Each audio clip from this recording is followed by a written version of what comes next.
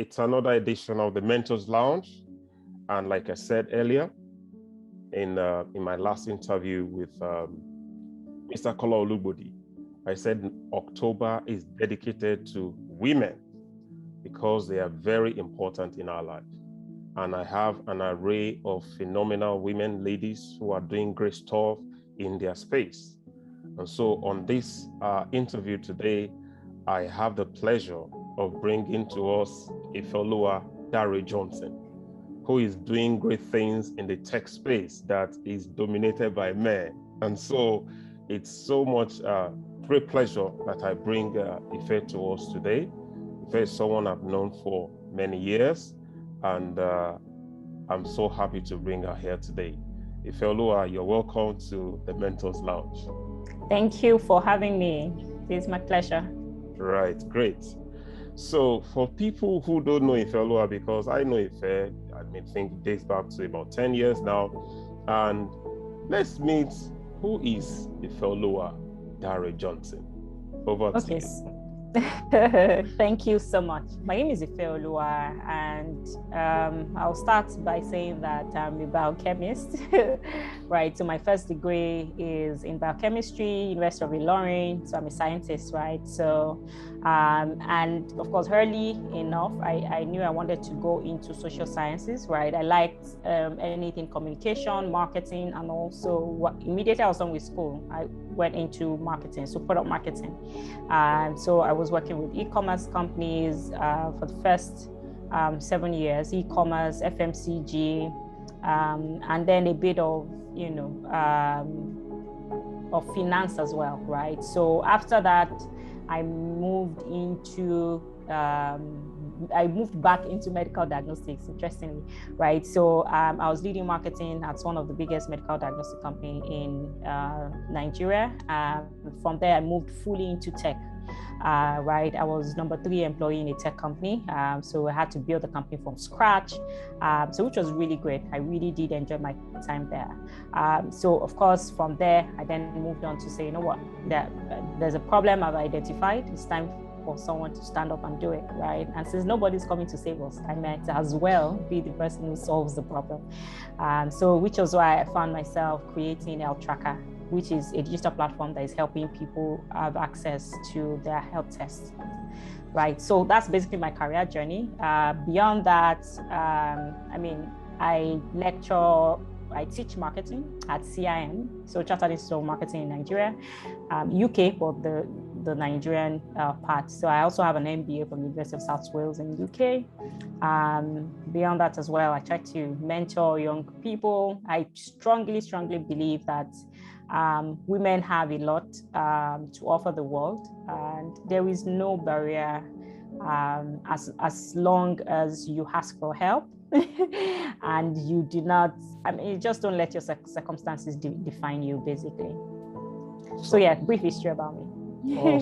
Awesome. Now that's a wonderful introduction from Ifeoluwa. That's a interesting, rich career trajectory. Very rich in the sense that you evolve from someone who is a scientist, you move into marketing, you move into fast-moving consumer goods, to finance, you're now lecturing, you're in the tech space, and you're also a mentor. Now, anyone that looks at you wonder, how does she manage all these caps? This is different caps in one person, right? What is your work ethic like? What are the things that prepared you for this?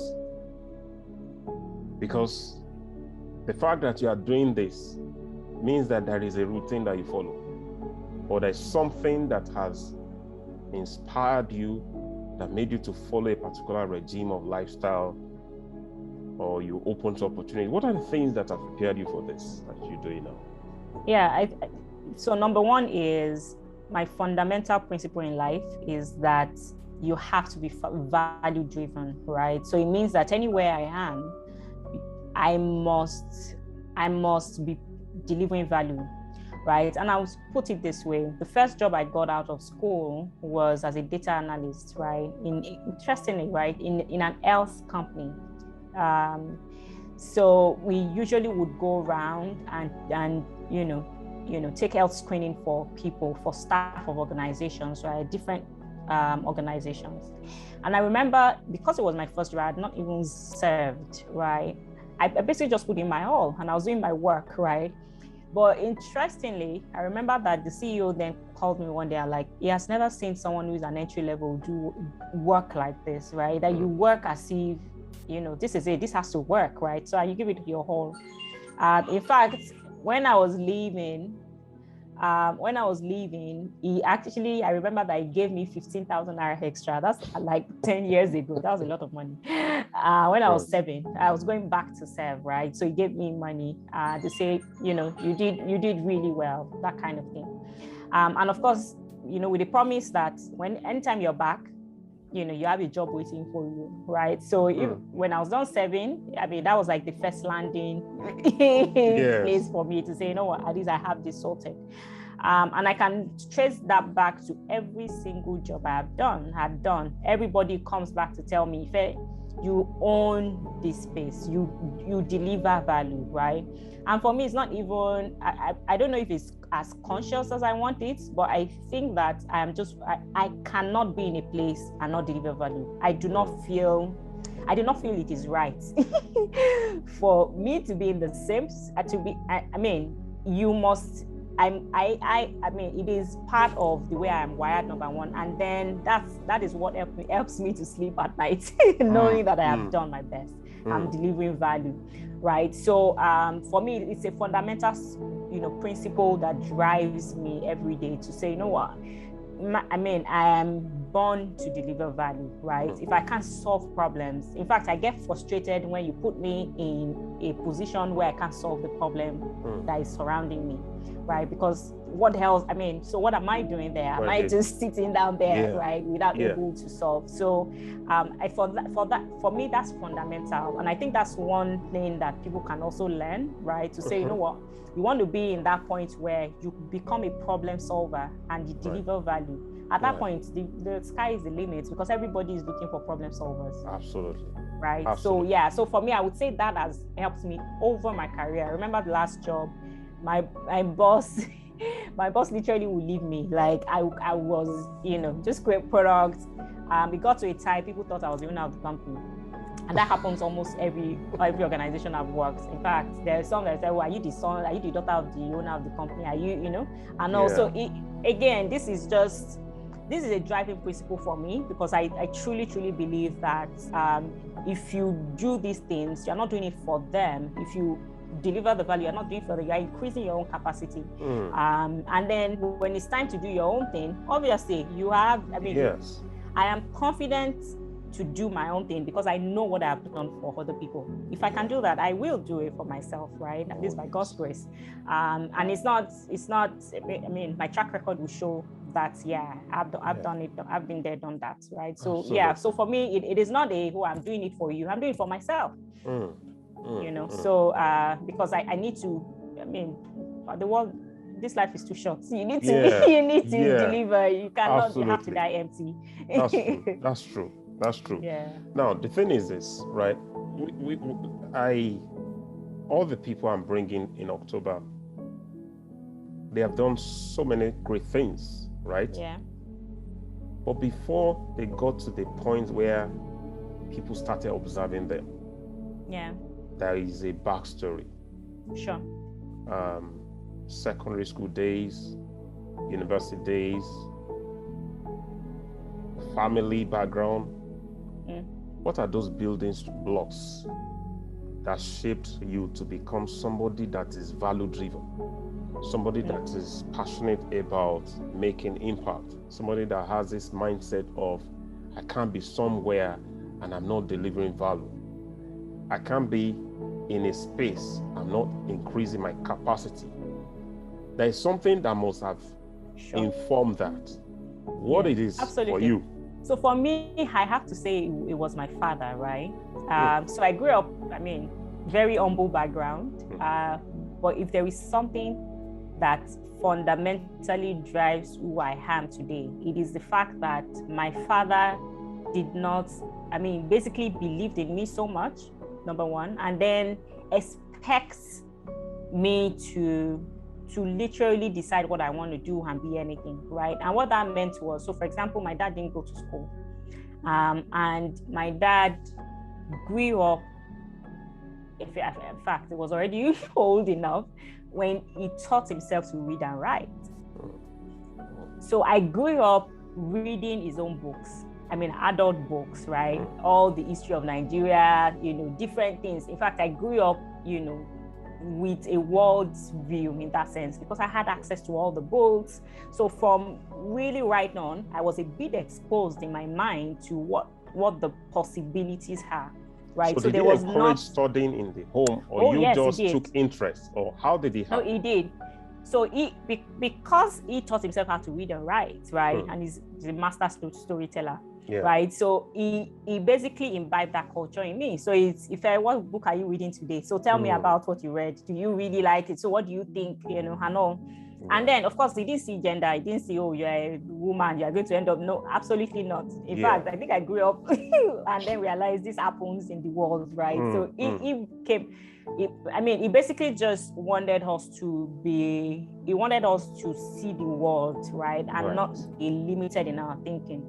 And I remember that even as when we started to work, he would call me and say, Ife, if you live where you are, can you replicate the business that you are in? It was always engaging you. Exactly. It was engaging us. So it wasn't like, you're just working, and all that. Don't worry, you're fine or something. It is, are you actively involved in what you're doing? Are you learning? Are you increasing your capacity? If you need to go out there and be on your own, will you survive? Right? So, and that's not just at the job. It was right from, while we were kids, right? It's ensuring that, you are conscious of what is going on. You are conscious of what you're doing. So you're not just living life mindlessly. Yes, mindful. I remember, you're mindful of what you're doing. I remember that, one of the security and safety instructions he would give us, especially for me, because I was the firstborn, would say, if you enter a room, and that's the first time of you entering, the first thing you want to do is ensure that you can recognize at least one person's face, right? So, and those little things help you to be extremely mindful of yourself, of the way you conduct yourself, of how you're looking at people, of what you are seeing, what are you registering, what are you taking in, what are you giving out, right? So I think that fundamentally structured, how conscious I was of what I am doing part-time. Right. So so I would have to say it was my father. He was a very hands-on parent and very engaging. This is deep. This is like framing. This framed you to be who you are today. Absolutely. And that's very, very important, especially for people of our generation or even older ones. Right? Yeah. People of our generation who are raising children, young children, teenagers. Absolutely. Being involved, being engaged, doing these little things, they have a way of building a particular capacity, building trust, building, expanding the worldview. Yeah, that's a word. Worldview of these children, and that is very, very key. And I thank you for sharing that with us, because it's very, very, it's not just like I just did it. No. It doesn't happen that way. It doesn't happen that way. That is something somebody something must have paid the price or invested. Now, absolutely. That's very good. Now, I want to zoom into some how will I put it now? Details, right? Yeah. Because the space you are playing now has a lot of mystery. And what we want to do in Mentors Lounge is to demystify success. To ensure, to make people know that success is actually replicable. You can replicate success if you know how it was done. Just follow the process and you will get it. Now, one thing about the tech space in Nigeria is that it's the number one in Africa today. There is no doubt about it. Nobody can. Absolutely. As of is it last month? I think we have 4 unicorns in Nigeria today. So that makes Nigeria the destination of choice for tech business, tech solution, and stuff like that. But one thing that is very that is shrouded with some form of mystery in Nigerian tech space is this funding issue. You hear people, they say that this one, round 1, round 2, round 3, series A, series B, series C. How is it done, right? Because the reason I'm asking this question is for some people out there who are also trying to conceive something. There is a point where you conceive Healthtracka. So let me even start from this way, because I'm going to build the questions so that people who are in this space or who want to enter this space can learn and understand from this conversation. So one of the challenges of those who want to enter tech startups in Nigeria is the developers. Okay. Developers are not cheap. Okay. The question I want to ask you now is, how did you crack the code of your development team in Healthtracka? What do I mean? Did you bootstrap? Did you pay them directly? Did you use the equity option? How did you assemble that team that is delivering Healthtracka for you? Yeah. So first off, right, if we go back to the history of, even the tech ecosystem across, we learned from the Western world, the Mark Zuckerberg of the world and all of that. There was a time that you had to be a tech person to come up with a tech idea, right? Because how would you even write your line of code if you're not, technical or not a developer, right? But then what then happened was collaboration got into that as well. So collaborating in the sense that, you can write a code, but can you sell it? Can you, because again, there's a reason why co-founders, rather investors like people who are co-founders, like teams of co-founders as opposed to solo founders, right? Because that at least you have one tech person, you have one business person, they're coming together. That works well. So, first off, if I have an advice before I go into what we did at Healthtracka, would be that wherever you are as a student, wherever you are, ensure that you have strong peer-to-peer relationships, right? Peer-to-peer in the sense that, most of the time people chase mentors, right? Oh, I have to have a mentor. I will need a mentor. I need a mentor. But no, what are you doing with within your peers? Space.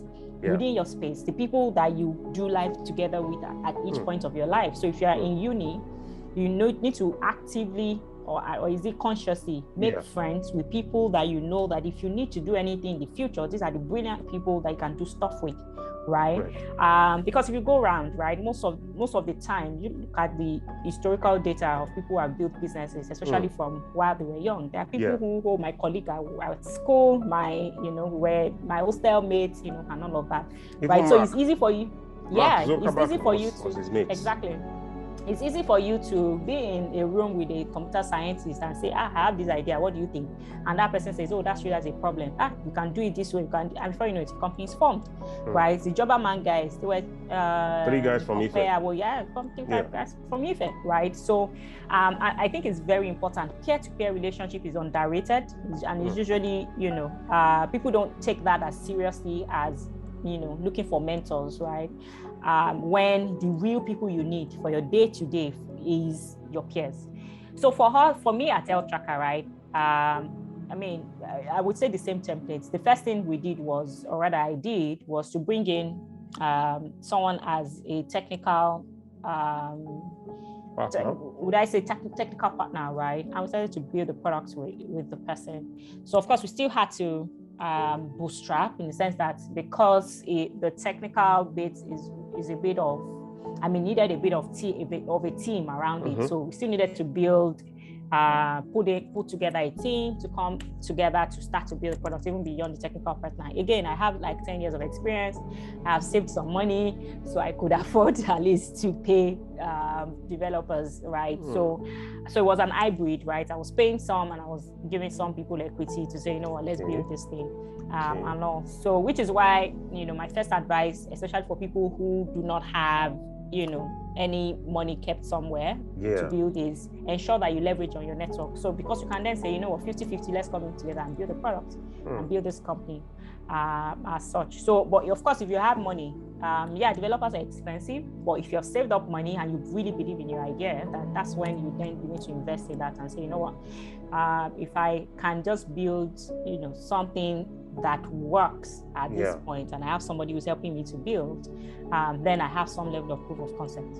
Right. This is very good, because somebody may have an idea, and he has even done feasibility study. He has found out that yes, there is a gap in this area, and is wondering, how do I break this code of development team? Because take it or leave it, that is the engine of that solution, and these guys don't come cheap. So I mean, coming from you, yes, go ahead. So I want to say that, one of the things I realized very quickly is it's easy to think that tech is the product, but tech is not the product. Tech is the enabler. Yeah. Right. So if you have an idea, right, nowadays a lot of no-code solutions where you can use to test your idea. And what I mean by that is a simple WordPress website where people can book, where people can do basic stuff to test. I mean, somebody reached out the other day and said, oh, they had this idea of, I think it was gas or so, right? To say when people gas finishes, right? So they want to be able to, they are building a solution around that, something like that, where people are able to book for their gas, and all of that and all. And I think he was trying to ask for advice on, their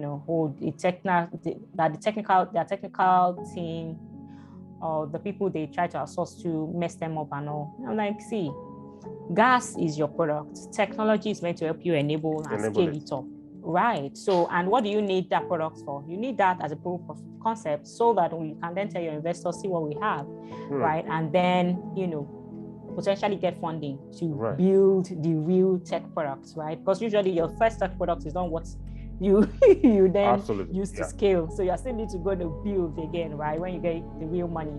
So what I usually advise people is, there are a lot of no-code solutions, and this is where people need to get a bit more hands-on, right? So because one of the things I realize is people have this idea, and then it stays idea because you're not ready to put in the work. Can you build a simple website, right? WordPress requires if you watch YouTube videos overnight, by tomorrow you'll be able to build a simple WordPress website, right? So you don't need a developer for that, right? And if you feel you do or you cannot, you can go and sleep in your developer's friend's house overnight and say, just be following me as I'm doing this thing, right? But the point is, what can you do without a developer at this point, right? Because I mean, there's a principle called earn your CTO. So earn your CTO means that developers are humans like us, right? They are driven by the same things that we're driven by. They are driven by, of course, the money. They are driven by the value that they feel they will get from working with you. Why would they leave, pay stack jobs to come and be doing your work where they are not even sure anything? Even you have not proven it. Even you don't know if it's going to work. There's no incentive, right? So there's a school of thought to say that, as the non-technical founder, build your product, prove traction. So not build your product in that sense, but have something and say, we have a simple WordPress website, right? But last month we had 100 people, book for our services. We're not even doing, there's no app or there's no whatever, but it means that people will look at our scrappy website, but the problem is so big that they don't mind to go on there and to fix it and get their solution, right? So then if you then go to your developer, to any developer, and say, you need to be part of history, right? You can see what's going on already. Imagine by the time we have a clean website, by the time we have this, by the time we have that, right? Well, this is it. I'm giving you this equity. Again, you have proven a bit of traction. You have proven that there's something here. Right. So there's a school of thought to say non-technical co-founders typically just feel like developers are going to jump on them because we have one idea. Do you know the number of pitches that technical guys get every time? Every time. Honestly. So what makes yours different? Right. So, I mean, which is why I would say that the first thing you have to see is don't look at your products as a tech. Look at it as a problem you're trying to solve. Right? Can you make it more obvious that there's indeed a problem and that you have a solution? And it is as simple. Again, these are for people who don't have money. They're bootstrapping and all, right? For people who have money, it's a bit easier. If you have some money, that you keep. It's just no matter how expensive developers are, every developer will side hustle. They will do something for you, right? So you, of course, you won't pay them like their full-time staff. But again, even you probably can't afford them to full-time yet, right? So it may increase the time that your products will be ready. Time of delivery, get ready. Yeah, but at least it will get done, right? And then you can plan with that. But if you don't have money at all, right, you need to take the next available thing. Look for a non-code solution. And there are a number of them nowadays. There's Bubble. It may require you to learn a bit of things here and there, but you don't need to go too technical. You just need to, be willing enough to say, you know what, this thing would really work. I just need to build it. And I promise you as well, these are stories investors also want to hear. That you don't have a technical person, but see, this is what I have done. I've shown you that this is here, right? And then, it makes it more interesting to the investor. This is wonderful. I mean, coming from you makes it really workable, sincerely. Yeah, it is workable, I promise you. Because I can say that most people who will be entering the tech space are in the category of they don't have the money to fund it. Most will be. Few will have the money, like you said, you saved up. Few will have a big network that can pull funds together. But most people will usually be in that space of how do I raise this fund or how do I do this thing? And your explanation really makes a lot of sense. Now, recently, FirstCheck Africa set up a fund to encourage women in the tech space, women founders. And Ifeoluwa HealthTracka happened to be one of the first beneficiaries of $25,000. Yeah. Now, the question is, how did you pitch for this? Before you answer that question, I want you to also factor in, when did you launch HealthTracka? When did you get this fund? How long did it take you? What was the ace for you that made you to be someone that has a great chance of being considered for it? What are the things that you had put in place, or will you advise anybody that if you were to be in my shoes, this is what you should take note of in order to be positioned for something like this? So, So for FirstCheck, right, we heard about them, I think that was in February. So, I mean, when I heard about them, I was like, oh, okay, of course, I mean, both of the founders, Odun and Elo, I mean, I'm a huge fan of both of them. Of course, Odun of the famous Piggy Best, and then Elo of Endeavor, right? So, I mean, there's just ladies that I really liked and really admire their career path anyway.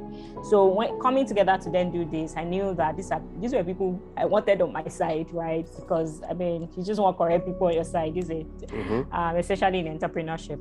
Anyway, so when they had launched that, and they said, oh, they would soon open, of course, immediately I began to stalk them, right? To say, anytime they open, we're going to apply, right? And that was what happened. I attended all their information session to kind of listen to what exactly are they looking for in female founders, right? I remember I attended one on Clubhouse, and I made sure to raise my hand and ask questions, tell them a bit about what we're doing. I was asking, and I try to be as visible as possible so that you can at least remember me, hopefully, when you are reading my pitch, that, that must be the girl who asked that question during the information session on Clubhouse. And then there was another on Zoom, right? But basically and then I was following their tweets, right? Because then they would do some thread about, right, we're doing pitches. This is how your pitch, these are everything that we're looking for on your pitch deck, and all. So again, different investors are looking for different things. Most of them look for, general things, right? But then some specifically may just want to look for, what is important to them as investors. So I was definitely clear about that, right? So when I was putting our pitch together, I made sure to do that. And then when it was time, when they opened it up and said, we're ready to take pitches now. Yeah. So, basically we just, I applied immediately, I think the first week or so. One of the things that I also did was, as we were making progress, even when I hadn't heard back from them, when we're making progress, so I think I applied in April, if I'm right, in March or April. And then May 1st, I applied in March, right? So we had our first discussion. I think they had reached out and said, okay, they wanted, to have the first call. I think that was around April. And then in May, we launched officially. They hadn't gotten back, right? So it was still my money that I was using. So, and I basically just continued. So as we were making progress, I made sure I was mailing them to say, okay, we've launched, this is what we've done, this is what we've done, right? Just to show that, even if we don't get funding, we're still going to make progress, right? So obviously, by God's grace. But with your help, imagine what we're doing without any money, right? If we then get money, imagine how much we can do. So that's the psychology for me, right? So to say, let's keep updating them about, the kind of traction we're getting and all of those. So, that also helped. I want to believe it helped, right? To say, because I remember one of the mails, they were like, there's a slot. Are you interested? So that we can speak to you before it's your date. I'm like, yeah, absolutely, right? So, and then we'd have that and all. So until, I think it was around June that they then finally said, if we really like what you're doing, we're gonna back you. Right. So my advice to anyone who is trying to do that is, investors want to see, of course, a scalable idea, right? Scalable idea in the sense that you want to, your idea your idea, your business, your team, everything can become big without necessarily increasing the costs. Do you get? So so you want your idea to be so scalable, and it's not like you have to keep sinking in money for you to increase, right? So which is why Facebook, for example, even if they don't have an office, right? It's just people all around the world joining. It's basically only online, right? So which is where technology comes into place, where can it scale, right? Can you, if you are done with Nigeria, can it, what's your market size like? Is there a large number of people that can use this? Are people willing to pay for your products, right? So because at the end of the day, investors want to get their money back, right? One way or the other. So they will be looking at how much will I make from this deal, right? So it has to look profitable. It has to look like, we're going to get our money back because there's a market there for it. This is scalable, and then this person is correct as well. So which is where you also need to ensure that you've done a couple of things, right? Or at least there has to be something inimitable about you, right? That is almost like, you're the right person to do this. Right. So, and what I mean by that is, if you're fresh out of school, for example, what have you done in school? What have you done that makes it like, okay, if you've done this, you have a shot at doing this, right? So most times there usually is a track record, right? So except you're highly technical. So for people who are highly technical, who've done, you've created badass products before, right? Yes. And then you then create these products and you say, you know what, I think this can work. But because investors will have more trust in you because they can see your track record, right? Even if you are non-technical, what have you done as well, right? So it's easier for people to trust you that way because they can see a bit of track record, and it doesn't have to be long, right? There are 24-year-olds, there are 23-year-olds who are getting hundreds of thousands of funding in Nigeria that I know very well, right? Who are purely young guys, right? But then while they were in school, they were doing internship in a lot of companies, they were building products with companies. I mean, and not even in Lagos. I know people who are outside of Lagos, some guys in Warri who are working remotely for companies here in Lagos. I mean, different things, and they are building correct products, right? They're already working with them. So if you then come up and say you want to build your own products, you want to build your own company, of course you're believable because you've seen it done. You've been part of it, right? So and I think that's important because sometimes, you have to face the reality. Again, conscious living. If you already know this is where you're going, then you need to be intentional now, right? Because there's a level of exposure as well that would make you be aware of what's going on. So, I mean, that would be my advice to anyone who is trying to get funding. Ensure that you come correct as a person. You have a bit of track record that shows that, you're believable. The other bit is whoever the investor you're trying to get as well, you need to do your research. What are they looking for, right? What do they want to see? What should be on your pitch deck, right? And all of those. And then create some level of relationship, right? So relationship in the sense that don't just send a pitch and then, just back out, right? Ensure that you are updating so that they can see your progress even before they come back to you, because it will create some level of FOMO, right? Fear of missing out, of, these guys are blitzing, right? So that's what I would advise. Honestly, this is deep. Now, what I can pick from what you're saying now is there is a process to all these things. There is a need to have a trackable history that is consistent with offering value, building capacity, so that they know that this person they are dealing with has this profile.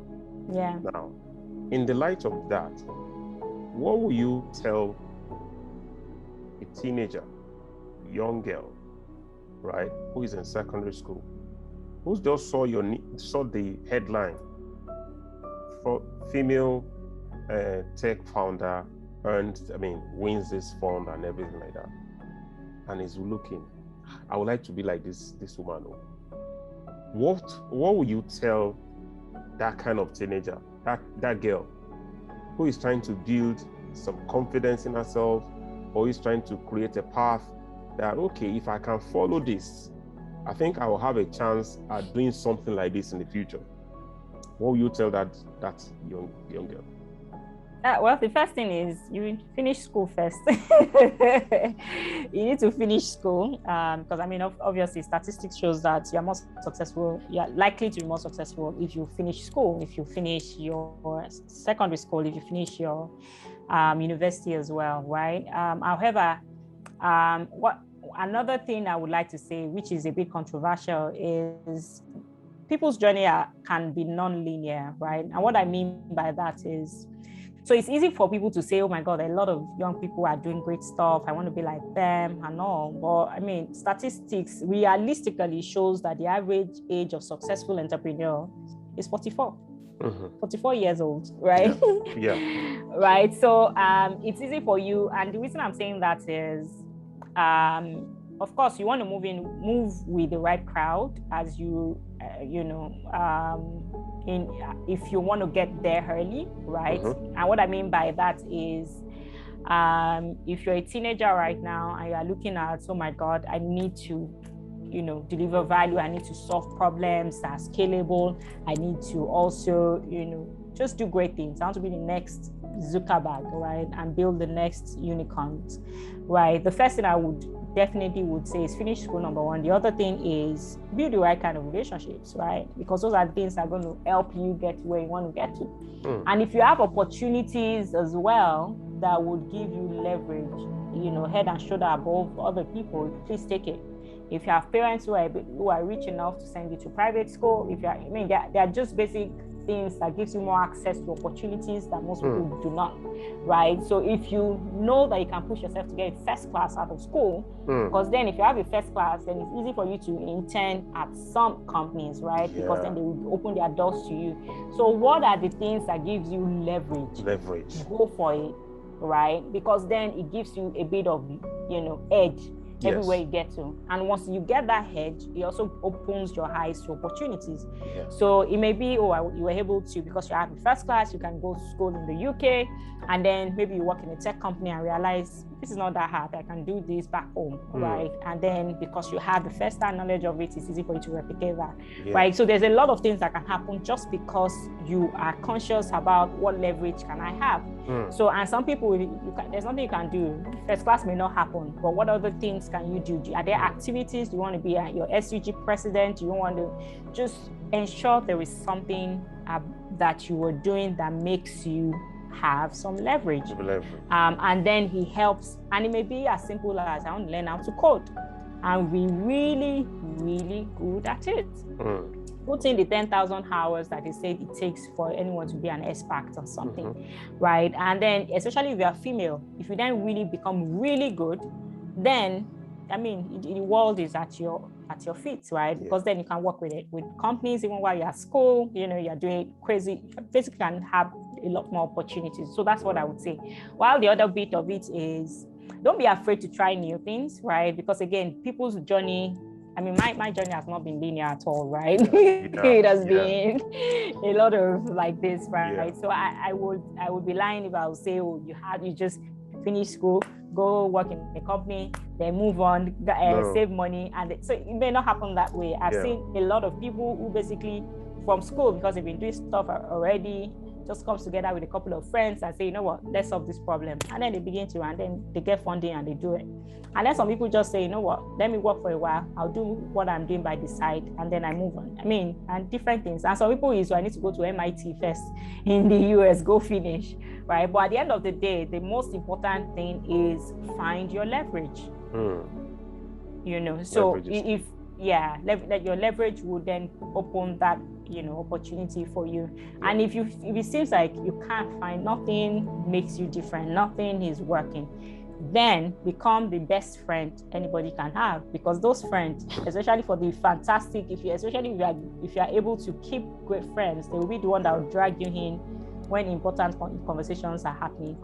There's a story Ojo of Piggyverse was saying. She was saying that how she got into Piggyverse, because there are 3 founders, right?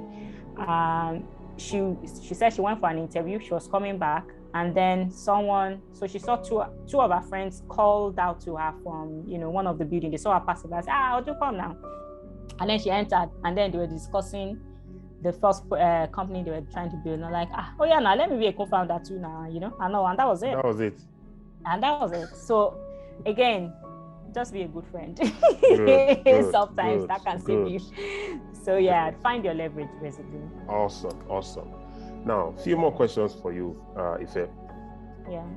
What is your global vision for Healthtracka? So my vision for Healthtracka, number one, is to make health testing accessible to Africans, right? And for people who have followed my story, I'm very passionate about this because I lost my dad to a very unnecessary illness that if we had caught it early, he would still be alive today, right? That's a huge mission for us, right? Because it doesn't end with Nigeria, it doesn't end with Lagos, it doesn't end. It is, can we get Africans to live longer, right? So, and the way we see it is, we know with the help of diagnostics, we can add at least 10 years to people's lives, right? Because you just need to be a bit more aware, right, of your health, and then you can make actionable decisions, right? You can speak to your doctor, you can facilitate that. You can work, simple cancer screening, for example, in Nigeria is can be so tough to get, right? There are screenings that need to be done every year just to be sure, right? And then people live longer just because they catch it early. I used to work at Lab. One of the most excruciating things is people coming in when it is too late. When it is too late. Yeah, right. And because up everything. Exactly. And what usually happens is some of these things don't give symptoms until it is too late. So by the time you are noticing that there's a problem, it is too late. Yeah. Right. So, which is where it is a huge deal, right? I hear in some Western countries, right, that immediately you become a resident, they begin to already just blast you with messages about, oh, you need to do these are routine tests you must do, and it's paid for, it's free. But hey, we know that in Nigeria it's currently not. But can we reach the people?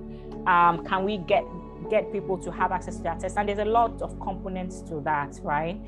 So my vision is that Africa actually becomes a set of people who live longer, right? Not just because sometimes it feels like a disadvantage to be in Africa from all perspective, economic and all of that. But for health, come on, we should at least have good health. Right? And then we can, live longer that way. So for me, for us, for the team at Healthtracka, our mission is we need to make health testing accessible to Africans. And the vision is, with that, we know that we can add at least 10 more years to people's lives, right? Because then, again, my father would be here today if somebody had fixed that maybe 10 years ago as well. But yeah, good. That's really awesome, because one thing that we face in Nigeria and Africa generally is that you see somebody walking, they'll say that the person is dead. Yeah. And just say, well, I saw him yesterday, it was this. Maybe the BP has gone to 200 and he's just walking. Yep. Someone goes to the toilet and the urine is almost turning from yellow to brown, and they just feel like maybe he took something and the thing is already turning something, not knowing that the kidney is going. Yeah. Or you find blood in your stool, you find blood in urine, and you just feel like, oh, it's going to go away. And there's just a lot that people, and then you then hear that person says, oh, they just suddenly fell and died. Really? Did they just suddenly? And that's where we want to come in. People should not suddenly die, right? Because again, our bodies always give warnings. The question is, are we listening? Are we listening? Now, the let's say two more questions for you. Yeah. Now, when a tech company or tech startups wins a fund, you hear so thousands of dollars or $1 million or something like that. The question is, what is behind the scene post receipt of the fund? What is expected of the founder or the team? What is the obligation of that that startup to the funders? Can you shed some light on this? Because that one is also important. You hear somebody gets $200 million. What actually happened post receipt? After? Yeah. Please. Yeah. I mean, it's interesting that you asked that, because I remember that I was on the other side as well to say, oh, okay, after you get the money, what happens, right? Yeah. And I mean, there's a lot of school of thought, and I mean, we've actually seen Africans being insulted, a little bit, when we've found some investors who have to ask the founders again and say, I hope you know that money is not for your personal use, it's for the company, which is of course an insult, right? Yeah. But the point is, investors are giving you money because they want you to build the company. They want you to increase your revenue. They want you to increase your customer base, right? Yeah. So typically what happens is when you go in to say, you want to get funding, you already are putting out indices to say, with this money, this is what we're going to achieve, right? So when somebody says, take this money, it means go and do what you have said you're going to do, right? Yeah. So once you are getting the money, you most likely are then going in to say, no, or maybe you want to hire more, the team. You need to do some marketing because now you have a bit of money to make noise and get more people to purchase. You want to chase some partnership. Maybe you want to increase the number of products. So if you're in manufacturing, for example, or whatever, right? That means you can, build a bigger factory to say, okay, we can then churn out more things because we will not have money. So for example, you can say, you need the money to go and launch. That's why you see some people say, they have launched in Kenya, or they have launched in this place, because of course you need money to launch in a new country, right? So, or maybe you need the money for licensing. So you now need to apply, because you now have money to apply for a new license, which will help you to acquire more customers, right? But the point is, at the end of the day, you now have a responsibility. I mean, I tell someone that, of course, beyond FirstCheck, we've raised a couple more funds, right? But the point is, I have become extremely more anxious since I raised money, because what that does to you is, this is not just about me. This is not just about me running a small company. It's no longer my company in that sense. It is our company, right? I am now responsible to ensuring that it succeeds, right? Because that's somebody's life savings that they've given to me to ensure that it returns, right? And not just returns, it returns in multiples, right? Because that's the only way it makes sense. I mean, you're a Christian, right? You know the parable of the talents, right? So when somebody gives you 5 talents, you need to return 10, right? So, and the person who went to hide their own, right? I mean, that's actually a typical story, right? Because it is almost unheard of, right? And it's almost like a sin for you to collect investors' money and not spend it, right? Because it means that something is wrong, right? You can't turn it to profit. You can't make it come back in multiples, right? So literally, you need to put that money to work and ensure that it turns out profit. So it actually forces you to be a lot more responsible, because it's not just my money anymore. It's some people's money, and I need to give account of it, right? Another thing is, you give investors updates, right? Every month you need to tell. I mean, it's no longer, oh, I'm doing it, and you can't do the company anyhow you want anymore. There is not a structured process. It has to be. It has to be, because there are people who are also watching over their money. Right. And then once you collect people's money, it means they have more oversight of what you are doing. Good. Right. So you can't, they're now investors, right? They can even say, well, we also want a board seat, right? So it means they can make a decision and say, sorry, we need to change the CEO because we don't think you are capable of running this our company. Right. So before you take money, you need to be sure that you have counted the cost. That you're ready, right? Because I mean, I've seen a lot of people get shocked, right? It's like, oh, why guys, it's no longer your company. It is our company now. There's a lot more people who are watching over what's going on, right? And it can really get stressful because you are no longer managing yourself and your team. You're managing all these stakeholders, right? And you need to do right by them, and all of that.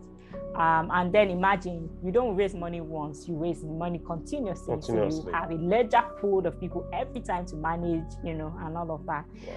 So raising money is good. It helps you to scale your company, to grow bigger on time, and you can move fast, right? Because now you have money, you're not bootstrapping, you're not waiting for this to grow before you can go on to the next thing, which is what the investors are counting on. So it would also put you under a lot of pressure to grow fast. You get, so it is no longer, I'm going to go to work. Oh, you have to, what are you doing tomorrow? What are you doing next tomorrow? It's a bit of, so it increases the pressure, number one. And then the money is not yours, obviously, right? So it's for the company. And you even realize that you have to justify what you are paying yourself, what you are paying your team. It's not as fun as people think it is. I have to confess and tell you, right? But again, if you're really driven by the vision and the mission of your company, you would enjoy it, because at the end of the day, that's what matters. So the question is, you explain all this. There is an area that I want you to also expand on. Somebody gets X dollars, thousand or $1,000,000. What is the value chain of return to investors? How is that done? I mean, okay, somebody gets $100,000, you get $25,000. Do they give a time frame, or is it that they are now co-owners and then there will now be profit sharing? How does it work in that, and so that there are aspect? so there are different ways, right? So Yes. I mean, this is where investment, especially for venture capital, becomes it's also a risky game, right? Because what it means is you are not bound by law to return the money. Okay. Right? So it's not, because it's not my money, you can't hold me responsible for your money. It's the company that you are investing in. You get my point? Yeah. Right? So what that means is investors typically would wait for the most popular things, right? Two things. One, for an exit in terms of maybe somebody buys your company up and then says, for all of your company, this is it, and this is how much you're going to get. So because they've bought your company, everybody then shares the money, obviously, right? This is how much you get. You own this, you get this, you own this, you get. So of course, investor will be happy at that time, because you would have sold that multiple times of what they brought in. You started, what they brought in, right? So I mean, which is the case of Paystack, for example, where they were bought at $200 million, right? Yeah. So everybody, so imagine if you own just 1% of that, you already know what your money is, right? So everybody's happy, right? The other bit of it is you want to get to IPO. IPO means that, like a Jumia, you begin to then sell shares to the public. Right? Because you are selling shares, it means you can sell your shares. You can be part of it, and easily you cream out, right? So you just need to say, no, I want to dump, 1,000 of my shares, right? Because you still have all these things. And then easily you can sell it. So again, most investors are banking on any of the two to happen. An exit, or you get to IPO. Yeah. So the other options would be, okay, you can sell your equity so if you are oversubscribed, you can sell your equity to people who want to just come in and invest in your organization. Okay. Right. So here and there, but that's a bit more complicated. But the easiest one, which is what most people wait for, which is exit. You sell like Paystack, and then you get to the point like Jumia right now. Jumia IPO'd, right? And there are people who have made their money back just because Jumia IPO'd. So again, what you then want to look at is, from an investor's point of view, how many Paystacks would happen? How many Jumias will happen? Wow. You know how many numbers of startups we have, and then we can only point out to a Jumia. But the good thing is you can also see your valuation increase. So if you came in early at, I don't know, or any of these guys, right? Maybe OPay or even Flutterwave that just raised, or Andela that just raised $200 million, right? You can then begin to say, what I put $10,000 to, maybe it was at 1 million valuation when I got in, is now worth 1.2 billion. So anytime I want to get out, I'm already getting out in multiples, right? And then he has increased my value, my financial value as a person, because now I have this value. I hear some people are able to, you can get some loan based on that as well. So again,